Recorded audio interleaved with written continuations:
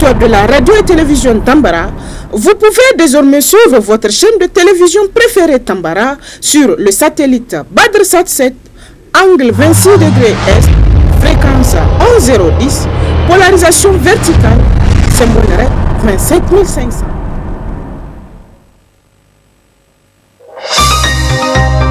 Suivez le journal avec STM Transport Voyageurs. Une nouvelle façon de voyager.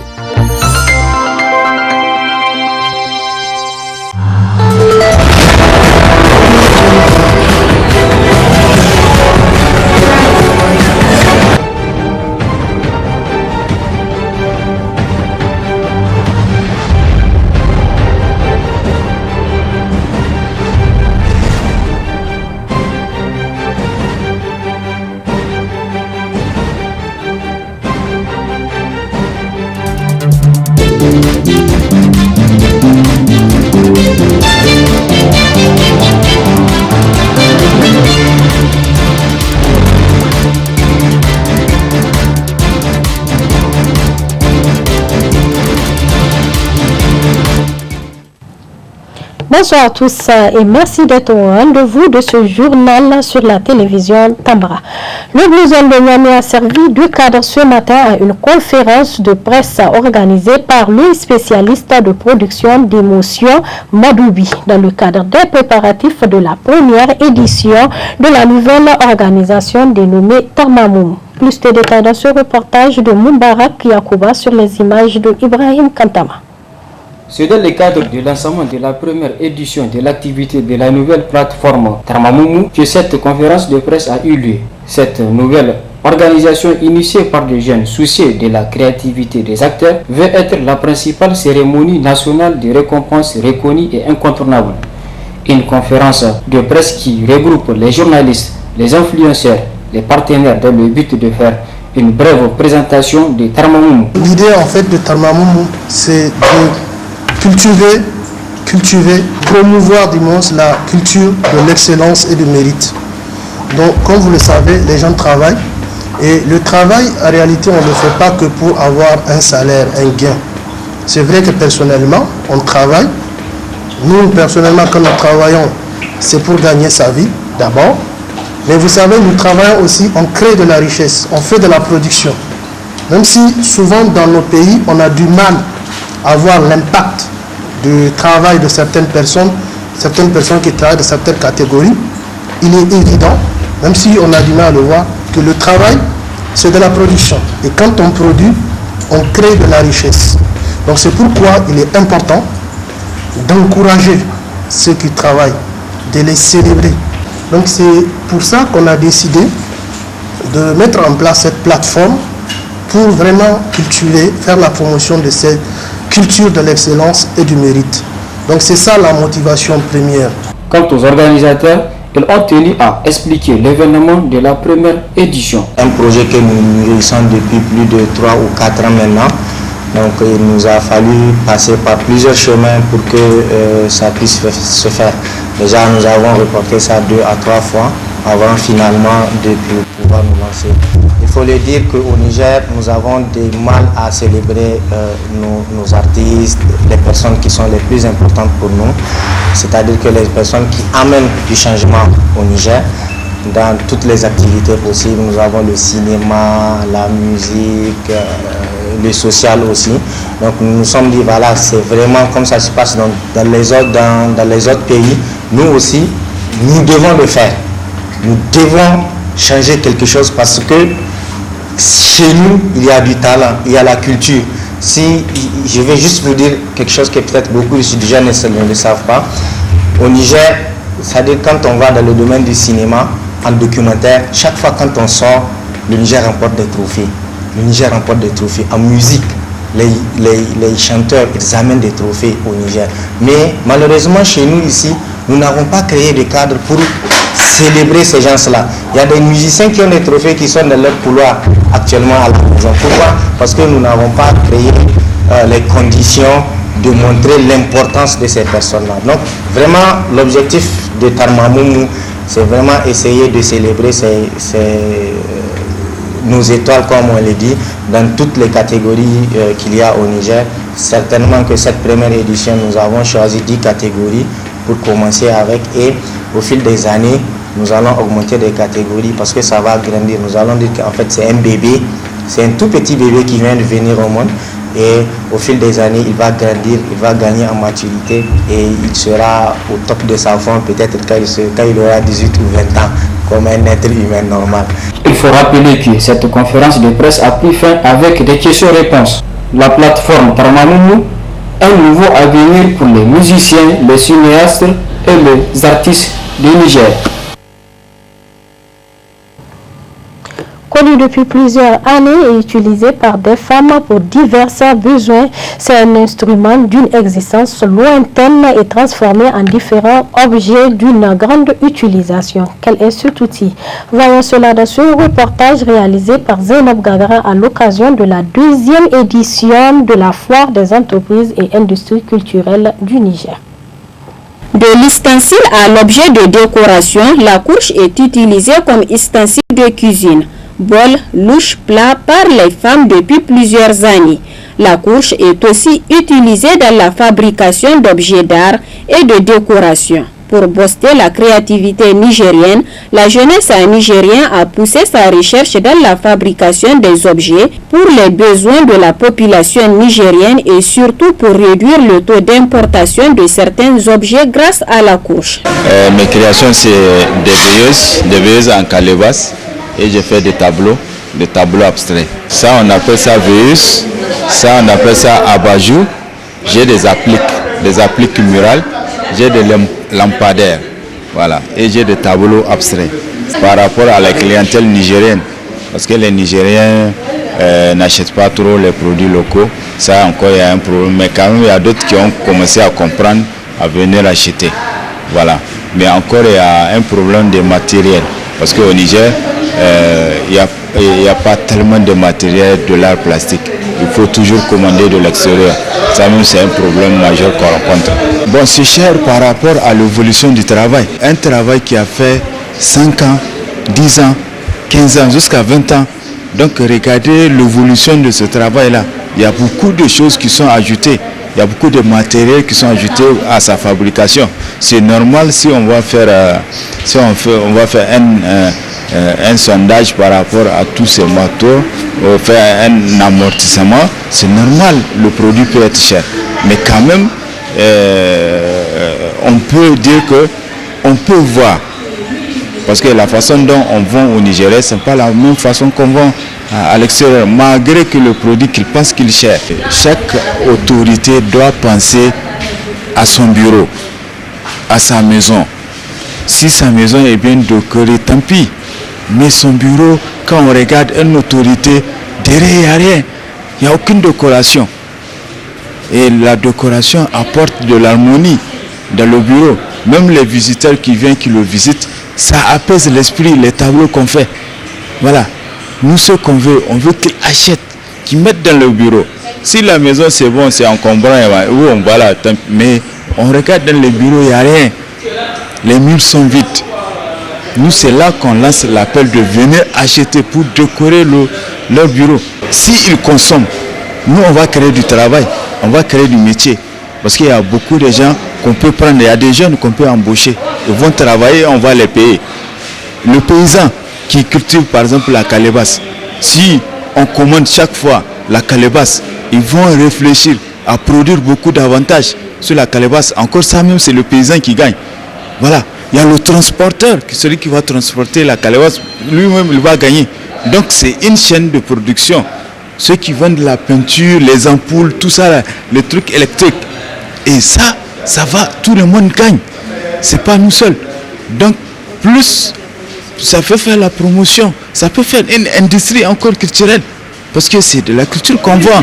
Les autorités nigériennes doivent encourager davantage l'innovation et la créativité de la jeunesse nigérienne afin d'inspirer les autres jeunes nigériens à leur emboîter le pas. Parlons à présent du cancer, mais pas n'importe lequel, celui de la peau.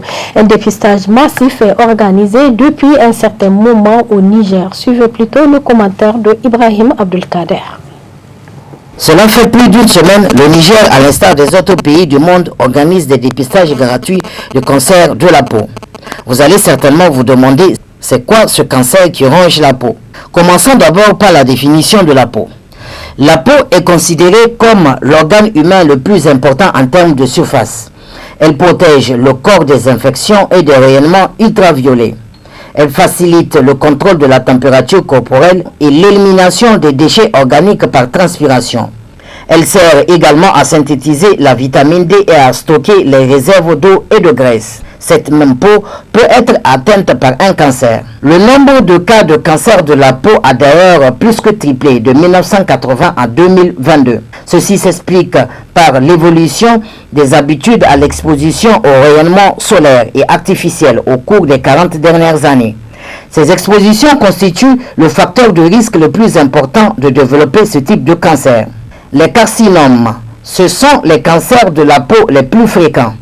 Ils surviennent généralement après l'âge de 50 ans, sur les zones découvertes du corps, c'est-à-dire le visage, le cou, l'épaule, l'avant-bras et la jambe. Ils sont le plus souvent dus à des expositions au soleil excessif et chroniques. Les carcinomes sont facilement guérissables dans la majorité des cas. Néanmoins, certains d'entre eux, appelés carcinomes épidermoïdes, peuvent entraîner des lésions à distance s'ils ne sont pas traités à temps. Ainsi, une plaie qui ne cicatrise pas ou un bouton, une croûte qui persiste et ou se modifie doivent vous conduire à demander un avis médical. Parlons cette fois-ci du mélanome. Le mélanome cutané est beaucoup plus rare que le carcinome, mais le plus grave des cancers de la peau, du fait de son haut potentiel métastatique, c'est-à-dire sa capacité à se propager rapidement et à d'autres parties du corps. Entre 1980 et 2022, le nombre de ces cas de mélanome a eu tendance à augmenter en France et partout en Afrique. On estime qu'il a touché 15 500 personnes et a causé 1980 décès en 2019. Le mélanome peut se situer n'importe où sur le corps, y compris sur le cuir chevelu. On le trouve assez fréquemment sur le tronc chez l'homme et sur la jambe chez la femme. Il peut se manifester de deux façons. Par l'apparition d'une petite tache pigmentée sur la peau saine, le plus fréquent. Par la modification d'un grain de beauté préexistant. Face au mélanome, il y a des moyens d'agir. Surveillez votre peau. Être vigilant à tout changement d'aspect de vos grains de beauté et consulter au moindre doute. Mais aussi, parler du dépistage des cancers de la peau à votre médecin. Nous sommes dans la troisième décade du mois de Shawwal, un mois béni du calendrier musulman dans lequel plusieurs recommandations sont faites aux fidèles musulmans. Alors, quelles sont ces recommandations faites par l'islam? Oustaz Boubacar Seydou Touré, consultant islamologue, nous explique. Le prophète Mohammed sallallahu alayhi wa sallam a dit que quiconque jeûne le mois de Ramadan et fait suivre ce mois avec 6 jours, c'est comme s'il a jeûné le mois entier. Le prophète a dit que vraiment, comme vous savez que chaque action vaut 10 bonnes actions. Donc ça veut dire, pour le mois de Ramadan, vous avez 10 mois. Parce que nous avons, chaque mois, nous avons, comme on dit, Allah Hasanat Amsali Abi Ashara. Donc vous avez, comme si vous avez jeûné 10 mois. En considérant, parce que ce que Allah nous a fait pour récompense, chaque jour, un mois est égal, vous avez fait les 1 mois là, on prend ça pour 10 mois. Et maintenant, les 6 jours, on divise ça, donc ça fait 60, ça fait les 2 ans qui viennent. C'est ce qui fait les 12 mois de l'année. Donc cela veut dire, tout celui qui jeûne le mois de Ramadan et après il jeûne 6 jours, c'est comme s'il a jeûné 1 an. Donc c'est ça l'importance vraiment de ces 6 jours que les gens ne comprennent pas. C'est pas 6 jours seulement, c'est pas 6 jours seulement, mais ça te fait au moins 2 ans. 2 ans plus les 10 mois de mois de Ramadan, c'est-à-dire chaque mois est considéré comme un mois. Donc ça fait 10. Et quand tu prends les 10 là, tu as fait 10 mois pour les 30 mois de Ramadan, plus les 2 mois, ça te fait 1 an. Nous avons dit que man sama Ramadana summa atba'u sitta min Shawwal kana ka siyamu dahr. C'est comme si vous avez jeûné 1 an sans rompre. Et voilà ça l'importance du mois de 6 mois de Shawwal. Et ensuite, nous avons ce qu'on appelle quel moment il faut le faire. C'est très important, votre question est très importante. Et la première chose, il faut le faire pendant ce mois-là. En dehors de ce mois, si vous faites 5 jours et que Shawwal termine, c'est comme si vous n'avez pas fait. Il faudra, le prophète nous a conseillé de faire 6 jours après le mois de Ramadan dans le Shawwal. Et donc c'est ça. Et comment le faire? Il faut le faire, si vous voulez, aussitôt après le mois de Ramadan, vous pouvez faire vos 6 jours. Si vous voulez, vous pouvez les fractionner. Fractionner, c'est comment? Vous pouvez faire 2 jours aujourd'hui, attendre quelques jours pour le faire, ou bien vous prenez par semaine. Vous savez que vous avez au moins 4 semaines. Pour les 3 semaines, 2, puis vous finissez. Ou vous faites aujourd'hui demain vous mangez, et ainsi de suite. Il faut, ça n'a pas vraiment une obligation de faire. Il faut le prendre ensemble, non. Vous pouvez le faire de votre manière et à votre guise. Et surtout, le second plan, ce n'est pas un jeûne obligatoire. Ce n'est pas un jeûne obligatoire parce que vraiment ici, c'est le bénévolat. Vous avez à faire 30 jours du mois de Ramadan, 29 jours du mois de Ramadan. Et voilà, le prophète nous conseille de faire, il recommande de faire les 6 jours. Et pour faire ces 6 jours, donc, ça a une grande récompense dont Allah subhanahu wa ta'ala seulement sait quelle est cette récompense. Alors, donc maintenant, celui qui a, donc il a jeûné, bon, il a, soit il est tombé malade, ou bien par voyage, ou bien si c'est pour les femmes, pour les mouchis, donc là maintenant, comment faire, comment payer? Vous savez, la logique, le mois de Ramadan, le mois de Ramadan est obligatoire. Obligatoire, d'où si le musulman ou le fidèle meurt en laissant quelques jours, ce sont ses héritiers qui doivent payer. C'est aux héritiers. S'il a laissé 5 jours, donc c'est les héritiers de voir, chacun va prendre un certain nombre pour gêner, pour payer ça.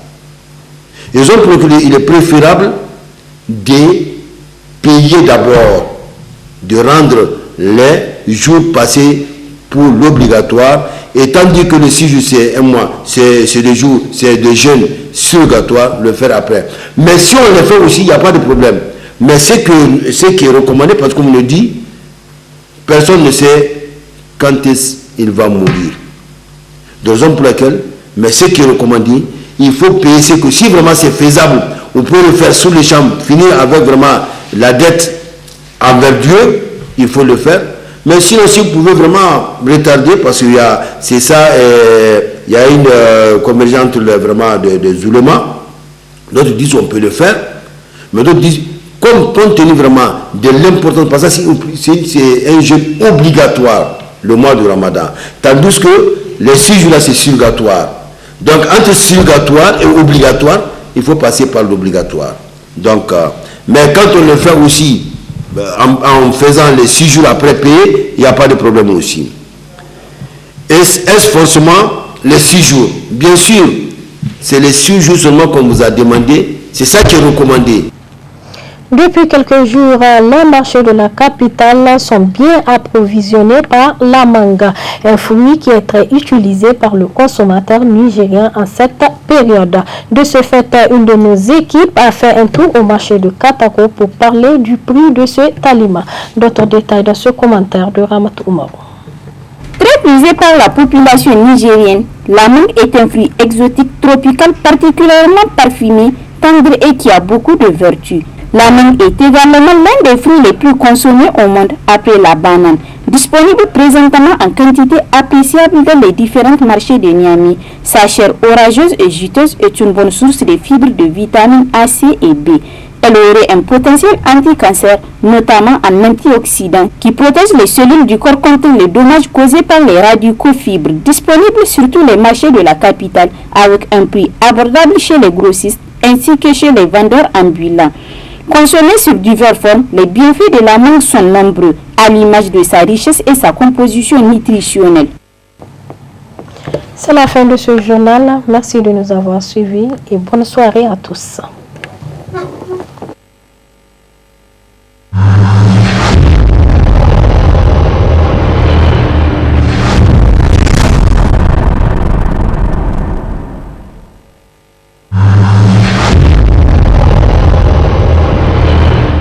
Chers auditeurs et téléspectateurs de la radio et télévision Tambara, vous pouvez désormais suivre votre chaîne de télévision préférée Tambara sur le satellite BadrSat 7, angle 26 degrés Est, fréquence 11010, polarisation verticale, symbole REP 27500.